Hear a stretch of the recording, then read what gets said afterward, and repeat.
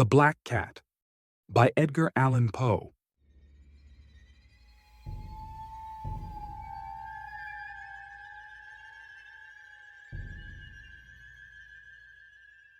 For the most wild yet most homely narrative which I am about to pen, I neither expect nor solicit belief.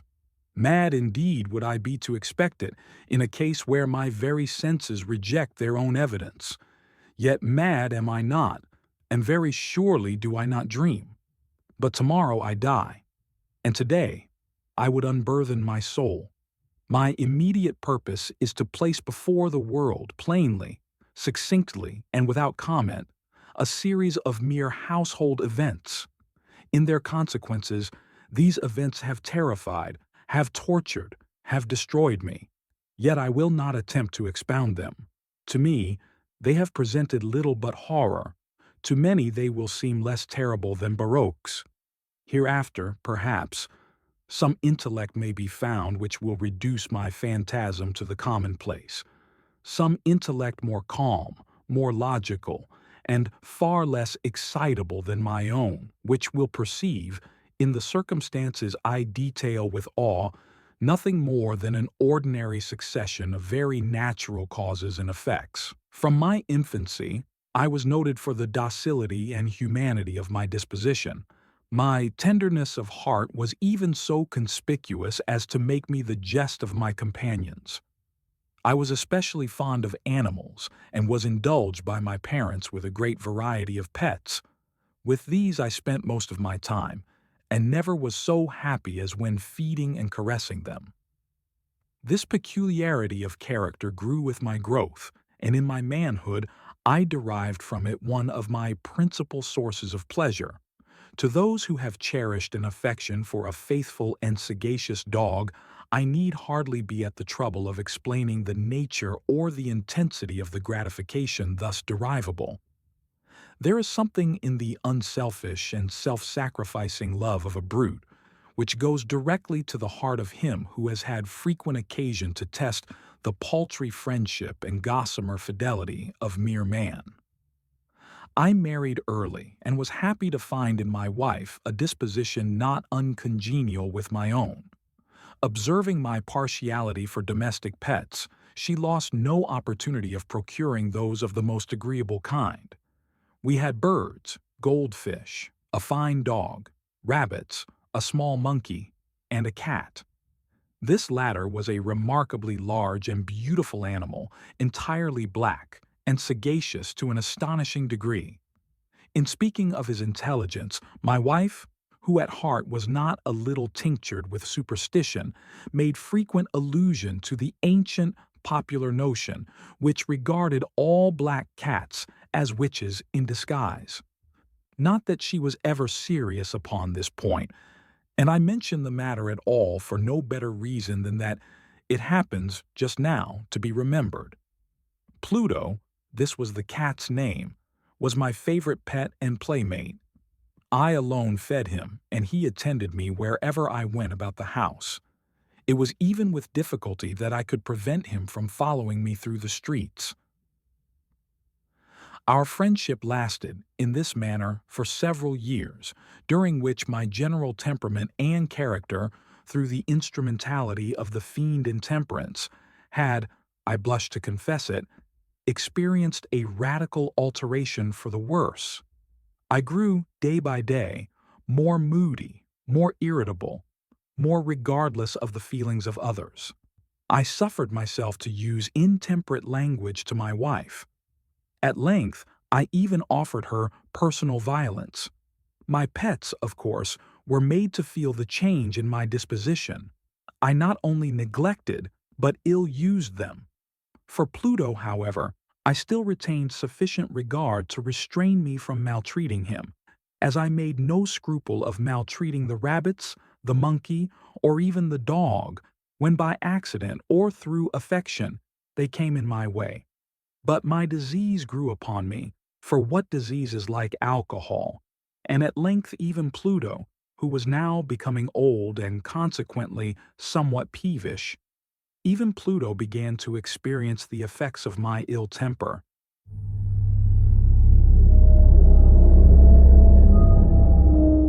One night, returning home, much intoxicated, from one of my haunts about town, I fancied that the cat avoided my presence. I seized him, when, in his fright at my violence, he inflicted a slight wound upon my hand with his teeth. The fury of a demon instantly possessed me. I knew myself no longer. My original soul seemed at once to take its flight from my body, and a more than fiendish malevolence, gin-nurtured, thrilled every fiber of my frame. I took from my waistcoat pocket a penknife, opened it, grasped the poor beast by the throat, and deliberately cut one of its eyes from the socket. I blush, I burn, I shudder, while I pen the damnable atrocity. When reason returned with the morning, when I had slept off the fumes of the night's debauch, I experienced a sentiment half of horror, half of remorse, for the crime of which I had been guilty. But it was, at best, a feeble and equivocal feeling, and the soul remained untouched. I again plunged into excess, and soon drowned in wine all memory of the deed.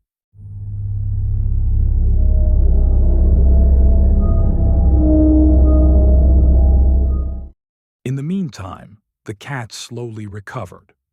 The socket of the lost eye presented, it is true, a frightful appearance, but he no longer appeared to suffer any pain. He went about the house as usual, but, as might be expected, fled in extreme terror at my approach. I had so much of my old heart left as to be at first grieved by this evident dislike on the part of a creature which had once so loved me.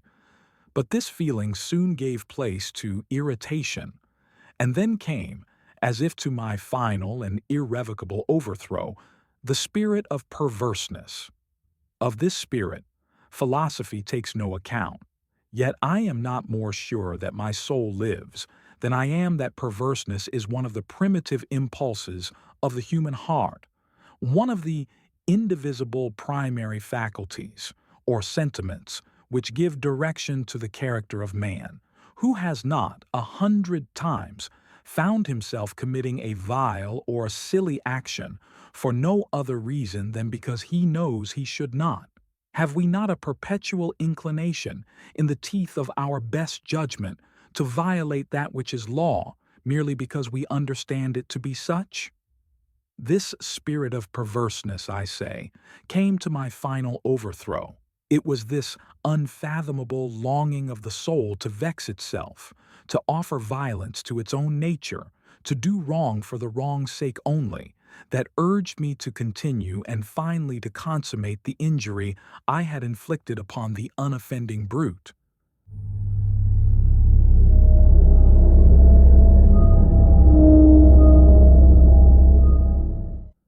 One morning, in cool blood, I slipped a noose about its neck and hung it to the limb of a tree. Hung it with the tears streaming from my eyes and with the bitterest remorse at my heart.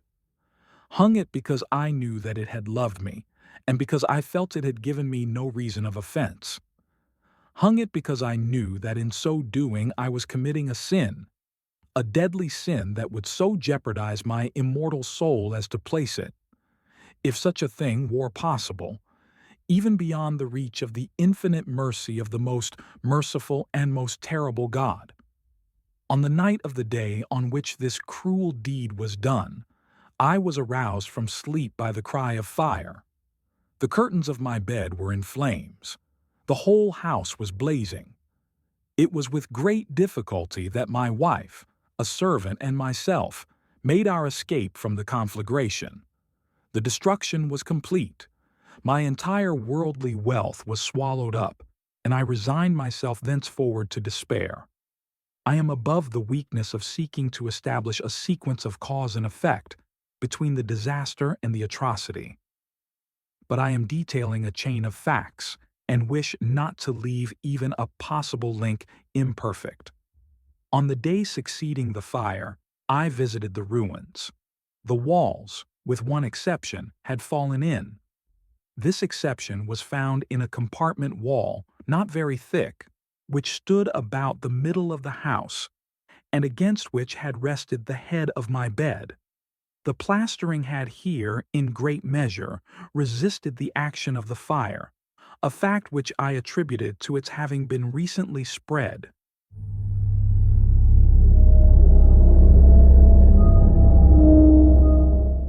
About this wall a dense crowd were collected, and many persons seemed to be examining a particular portion of it with very minute and eager attention. The words "strange," "singular," and other similar expressions excited my curiosity. I approached and saw, as if graven in bas relief upon the white surface, the figure of a gigantic cat. The impression was given with an accuracy truly marvelous. There was a rope about the animal's neck. When I first beheld this apparition, for I could scarcely regard it as less, my wonder and my terror were extreme. But at length reflection came to my aid. The cat, I remembered, had been hung in a garden adjacent to the house.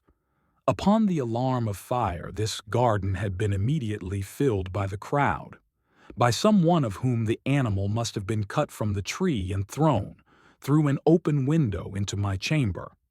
This had probably been done with the view of arousing me from sleep. The falling of other walls had compressed the victim of my cruelty into the substance of the freshly spread plaster, the lime of which, with the flames and the ammonia from the carcass, had then accomplished the portraiture as I saw it. Although I thus readily accounted to my reason, if not altogether to my conscience, for the startling fact just detailed, it did not the less fail to make a deep impression upon my fancy. For months I could not rid myself of the phantasm of the cat, and during this period there came back into my spirit a half-sentiment that seemed, but was not, remorse. I went so far as to regret the loss of the animal, and to look about me, among the vile haunts which I now habitually frequented, for another pet of the same species, and of somewhat similar appearance, with which to supply its place. One night as I sat, half stupefied, in a den of more than infamy, my attention was suddenly drawn to some black object, reposing upon the head of one of the immense hogsheads of gin, or of rum, which constituted the chief furniture of the apartment. I had been looking steadily at the top of this hogshead for some minutes, and what now caused me surprise was the fact that I had not sooner perceived the object thereupon. I approached it and touched it with my hand. It was a black cat, a very large one, fully as large as Pluto, and closely resembling him in every respect but one. Pluto had not a white hair upon any portion of his body, but this cat had a large, although indefinite splotch of white, covering nearly the whole region of the breast. Upon my touching him, he immediately arose, purred loudly, rubbed against my hand, and appeared delighted with my notice. This, then, was the very creature of which I was in search. I at once offered to purchase it of the landlord, but this person made no claim to it, knew nothing of it, had never seen it before. I continued my caresses, and when I prepared to go home, the animal evinced a disposition to accompany me. I permitted it to do so, occasionally stooping and patting it as I proceeded. When it reached the house, it domesticated itself at once and became immediately a great favorite with my wife. For my own part, I soon found a dislike to it arising within me. This was just the reverse of what I had anticipated, but I know not how or why it was, its evident fondness for myself rather disgusted and annoyed. By slow degrees, these feelings of disgust and annoyance rose into the bitterness of hatred. I avoided the creature, a certain sense of shame and the remembrance of my former deed of cruelty preventing me from physically abusing it. I did not for some weeks strike or otherwise violently ill-use it, but gradually, very gradually, I came to look upon it with unutterable loathing, and to flee silently from its odious presence, as from the breath of a pestilence. What added, no doubt, to my hatred of the beast was the discovery, on the morning after I brought it home, that, like Pluto, it also had been deprived of one of its eyes. This circumstance, however, only endeared it to my wife, who, as I have already said, possessed, in a high degree, that humanity of feeling which had once been my distinguishing trait and the source of many of my simplest and purest pleasures. With my aversion to this cat, however, its partiality for myself seemed to increase. It followed my footsteps with a pertinacity which it would be difficult to make the reader comprehend. Whenever I sat, it would crouch beneath my chair or spring upon my knees, covering me with its loathsome caresses. If I arose to walk, it would get between my feet and thus nearly throw me down, or, fastening its long and sharp claws in my dress, clamber in this manner to my breast.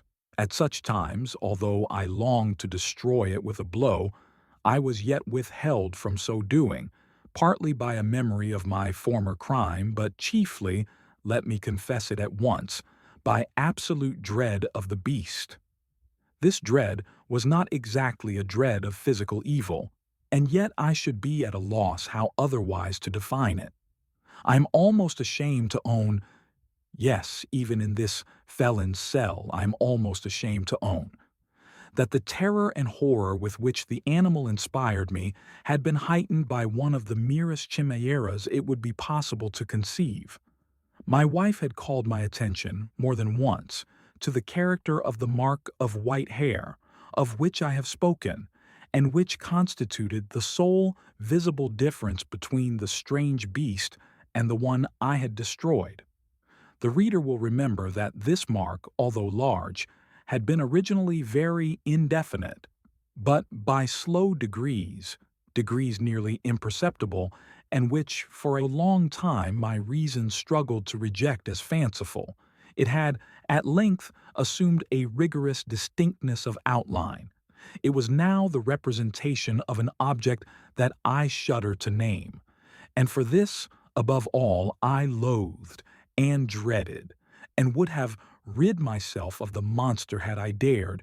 It was now, I say, the image of a hideous, of a ghastly thing, of the gallows.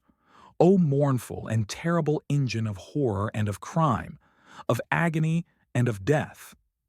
And now was I indeed wretched beyond the wretchedness of mere humanity, and a brute beast, whose fellow I had contemptuously destroyed, a brute beast to work out for me a man fashioned in the image of the high God, so much of insufferable woe. Alas, neither by day nor by night knew I the blessing of rest any more. During the former, the creature left me no moment alone, and in the latter, I started hourly from dreams of unutterable fear to find the hot breath of the thing upon my face, and its vast weight, an incarnate nightmare that I had no power to shake off, incumbent eternally upon my heart. Beneath the pressure of torments such as these, the feeble remnant of the good within me succumbed. Evil thoughts became my sole intimates, the darkest and most evil of thoughts. The moodiness of my usual temper increased to hatred of all things and of all mankind, while, from the sudden, frequent, and ungovernable outbursts of a fury to which I now blindly abandoned myself, my uncomplaining wife, alas, was the most usual and the most patient of sufferers. One day she accompanied me, upon some household errand, into the cellar of the old building which our poverty compelled us to inhabit. The cat followed me down the steep stairs, and, nearly throwing me headlong, exasperated me to madness. Uplifting an axe, and forgetting, in my wrath, the childish dread which had hitherto stayed my hand, I aimed a blow at the animal which, of course, would have proved instantly fatal had it descended as I wished. But this blow was arrested by the hand of my wife. Goaded by the interference into a rage more than demoniacal, I withdrew my arm from her grasp and buried the axe in her brain. She fell dead upon the spot without a groan. This hideous murder accomplished, I set myself forthwith, and with entire deliberation, to the task of concealing the body. I knew that I could not remove it from the house, either by day or by night, without the risk of being observed by the neighbors. Many projects entered my mind. At one period, I thought of cutting the corpse into minute fragments and destroying them by fire. At another, I resolved to dig a grave for it in the floor of the cellar. Again, I deliberated about casting it in the well in the yard, about packing it in a box, as if merchandise with the usual arrangements, and so getting a porter to take it from the house. Finally, I hit upon what I considered a far better expedient than either of these. I determined to wall it up in the cellar, as the monks of the Middle Ages are recorded to have walled up their victims. For a purpose such as this, the cellar was well adapted. Its walls were loosely constructed and had lately been plastered throughout with a rough plaster, which the dampness of the atmosphere had prevented from hardening. Moreover, in one of the walls was a projection caused by a false chimney or fireplace that had been filled up and made to resemble the red of the cellar. I made no doubt that I could readily displace the bricks at this point, insert the corpse, and wall the whole up as before, so that no eye could detect anything suspicious. And in this calculation I was not deceived. By means of a crowbar I easily dislodged the bricks, and having carefully deposited the body against the inner wall, I propped it in that position while, with little trouble, I relaid the whole structure as it originally stood. Having procured mortar, sand, and hair, with every possible precaution, I prepared a plaster which could not be distinguished from the old, and with this I very carefully went over the new brickwork. When I had finished, I felt satisfied that all was right. The wall did not present the slightest appearance of having been disturbed. The rubbish on the floor was picked up with the minutest care. I looked around triumphantly and said to myself, "Here at least, then, my labor has not been in vain." My next step was to look for the beast which had been the cause of so much wretchedness, for I had at length firmly resolved to put it to death. Had I been able to meet with it at the moment, there could have been no doubt of its fate, but it appeared that the crafty animal had been alarmed at the violence of my previous anger and forbore to present itself in my present mood. It is impossible to describe or to imagine the blissful sense of relief which the absence of the detested creature occasioned in my bosom. It did not make its appearance during the night, and thus for one night at least since its introduction into the house, I soundly and tranquilly slept. I slept even with the burden of murder upon my soul. The second and the third day passed, and still my tormentor came not. Once again I breathed as a freeman. The monster, in terror, had fled the premises forever. I should behold it no more. My happiness was supreme. The guilt of my dark deed disturbed me but little. Some few inquiries had been made, but these had been readily answered. Even a search had been instituted, but of course nothing was to be discovered. I looked upon my future felicity as secured. Upon the fourth day of the assassination, a party of the police came very unexpectedly into the house and proceeded again to make rigorous investigation of the premises. Secure, however, in the inscrutability of my place of concealment, I felt no embarrassment whatever. The officers bade me accompany them in their search. They left no nook or corner unexplored. At length, for the third or fourth time, they descended into the cellar. I quivered not in a muscle. My heart beat calmly, as that of one who slumbers in innocence. I walked the cellar from end to end. I folded my arms upon my bosom and roamed easily to and fro. The police were thoroughly satisfied and prepared to depart. The glee at my heart was too strong to be restrained. I burned to say if but one word by way of triumph, and to render doubly sure their assurance of my guiltlessness. "Gentlemen," I said at last, as the party ascended the steps, "I delight to have allayed your suspicions. I wish you all health and a little more courtesy. By the by, gentlemen, This, this is a very well-constructed house. In the rabid desire to say something easily, I scarcely knew what I uttered at all. I may say an excellently well-constructed house. These walls. Are you going, gentlemen? These walls are solidly put together. And here, through the mere frenzy of bravado, I rapped heavily with a cane which I held in my hand, upon that very portion of the brickwork behind which stood the corpse of the wife of my bosom. But may God shield and deliver me from the fangs of the arch-fiend. No sooner had the reverberation of my blows sunk into silence than I was answered by a voice from within the tomb, by a cry, at first muffled and broken, like the sobbing of a child, and then quickly swelling into one long, loud, and continuous scream, utterly anomalous and inhuman, a howl, a wailing shriek, half of horror and half of triumph, such as might have arisen only out of hell, conjointly from the throats of the damned in their agony, and of the demons that exult in the damnation. Of my own thoughts it is folly to speak. Swooning, I staggered to the opposite wall.